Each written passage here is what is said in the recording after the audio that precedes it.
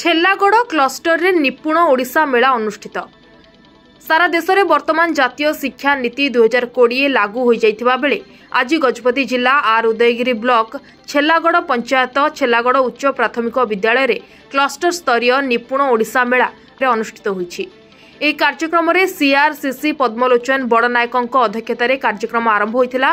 ଏହି କାର୍ଯ୍ୟକ୍ରମରେ मुख्य अतिथि भावे छेल्लागड़ सरपंच डालिंब गमांग, समिति सभ्या शिवानी बेहेरा दलाई, सीआरसीसी पद्मलोचन बड़नायक, स्थानीय प्रधान शिक्षक संतोष कुमार पात्र, SMC chairperson Pradeep lima, cluster समस्त प्रधान शिक्षक जोग देथिले।